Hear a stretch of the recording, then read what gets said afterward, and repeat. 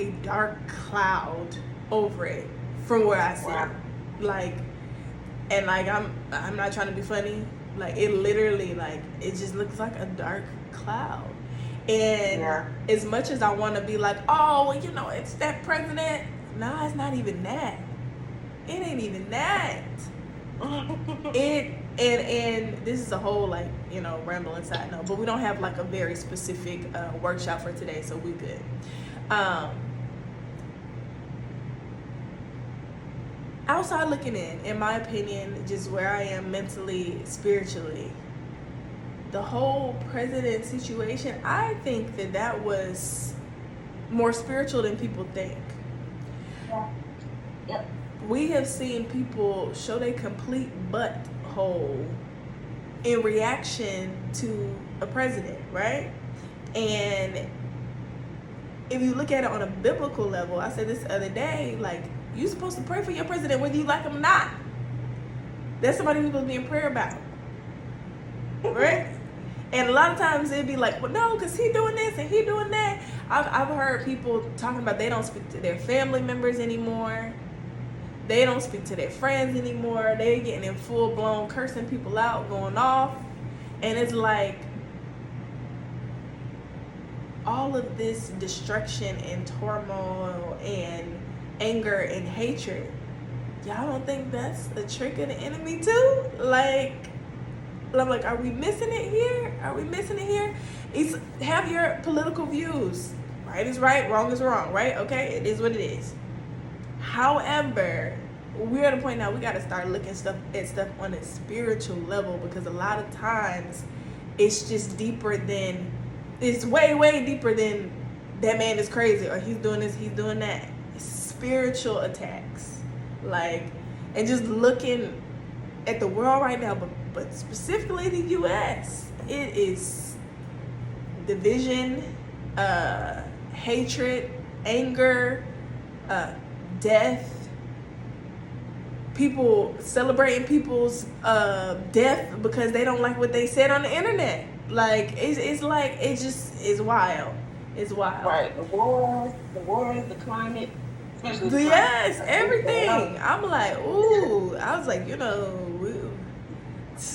talk about just getting the word now. I'm scared. Like, whoa. But it's definitely an interesting perspective being away and being able to look back in, because you just get so caught up in the rat race and then looking at what Diddy got going on and what, and the next thing, and then when you realize it's like a lot of these things are entertaining, but a lot of it is toxic. Like, you know what I mean? Cause I kind of like when I was looking at it, like, ooh, they had them on the stand. Was that for real or was that AI? I saw something on YouTube. You know what I mean? But a lot of times it's just toxicity just coming in. And if you aren't intentional about taking a second and just being like, ooh, let me do my breath work. Let me thank God for getting me up this morning. Let me thank God for my family, even though they're getting on my nerves today. Let me thank God for the opportunity to train these people. Let me thank God for this conference with this lady that is talking so long, saying the same thing over and over and over again, whatever it is. So, yeah, I just wanted my little rant. But yeah, I think that's awesome, Kim. I think that's awesome. Akia, you back there? Yes, I'm here. Kim, did you have anything else that you wanted to add? No, no. All right. All right, Akia, come on with the homework. Let us know what your homework was. Okay, so last week I talked about not knowing what love was from a biblical perspective, because I grew up thinking love was you had to do work, you had to prove your value, you had to make sure you were of some use to somebody. And that's just how I grew up, because that kept me out of trouble. My mom was kind of like, she didn't recognize you unless you were contributing something to like the family. So my homework was to look up what love is biblically. So I printed out my little sheet over here. I'm gonna go through it, and then I'll tell my last win after my homework. All right. Girl. Anyway, Kim said she just made a post about this week. Oh, okay.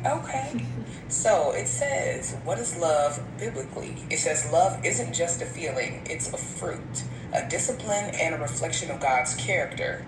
In scripture, love is both how we live and why we live. It says, love is patient, love is kind, it does not envy, it does not boast, it is not proud, it does not dishonor others, it is not self seeking, and it is not easily angered. It keeps no record of wrongs. Love does not delight in evil, but rejoices with the truth. It always protects, always trusts, always hopes, and always perseveres. And that's 1 Corinthians 13, verses 4 through 7.